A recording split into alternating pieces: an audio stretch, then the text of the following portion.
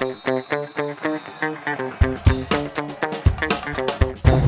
and welcome to the Preps Press Room. I'm Pat Welter here with Nick Williams, Scott Perks. It is the rematch playoff edition today. And guys, we've got the rematch we all want to see from this season. Jefferson at Armwood.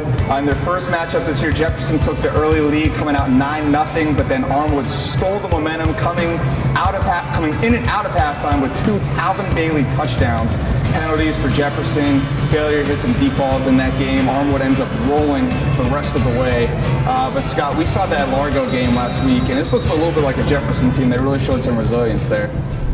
Yeah, I think one of the big differences this time is that Jefferson has played Armwood, and I think the first time they might have been a little, too jacked up, and now I think the focus might be a little better. They've gone through the season, played them once, and I think it should be a great game.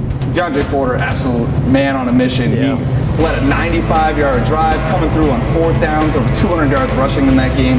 Incredible performance. But Nick, this Armwood team known for their defense, but their offense has come a long way as well. I think in the first game, Armwood capitalized on Jefferson's mistakes, and that's what got them to win. This time around, Armwood's offense is so much better than it was in that 3rd week of the season or 4th week of the season. Noah Johnson, sophomore quarterback, much more improved than he was at the beginning of the year. They have 4 running backs in that stable, and at the beginning it was who's going to get the ball, but now it's about, hey, let's all share the load and get this done. Talvin Bailey, of course, is a playmaker, a receiver. But I think this offense, Armwood is now more balanced than it was at this time, which makes them more dangerous of an opponent. And of course, they do have that defense and the defensive line. Coach Callahan told me yesterday it's probably the strength of that team. Yeah. Not only Byron Coward, Hiram Fredericks as well, really playing good. But we're going to get to that pick in a little bit. I'm saving it for the end. A lot of other games to get to. Speaking of rematches, Dr. Phillips at Plant. Dr. Phillips beat Plant in the playoffs last year, so obviously plenty of emotion on the line here. Scott, let's start with you. Who do you got? I've got Plant underdogs by 3 points. No, I think Plant's favored. I think, new year, different year. So you like Plant? Yes. Even though Dr. Phillips is a much higher ranked team in the state polls, after seeing him last week against Wharton, and Dr. Phillips has struggled a little bit, I don't have to give it to Plant.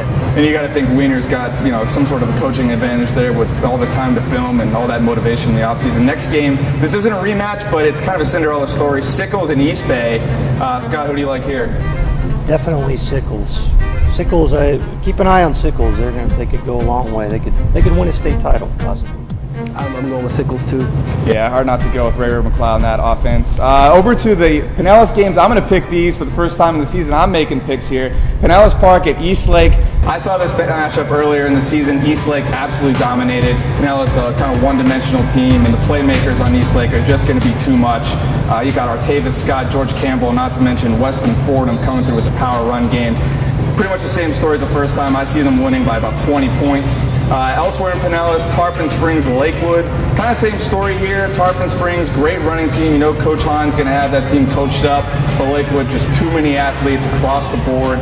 Dontario Fowler had, I believe, 3 touchdowns in the first matchup. Look for more of the same there. Lakewood wins by 2 scores. And now the pick of the week, the game of the week, Jefferson Armwood. Scott, let's start with you. I've got Armwood favored by a touchdown here. What do you think? That sounds about right, yeah. But a couple turnovers, Jefferson could win the game. I'm saying Armwood by a touchdown, but I think it's going to come down to some 4th quarter, 5 minutes left type of deal.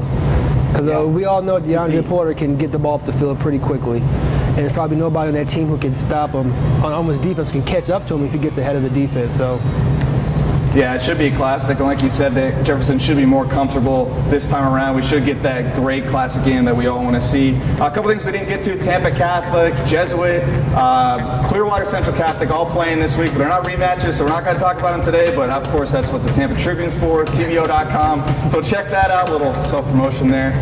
For Nick Williams, Scott Perks, I'm Pat Welter. We'll see you guys next time.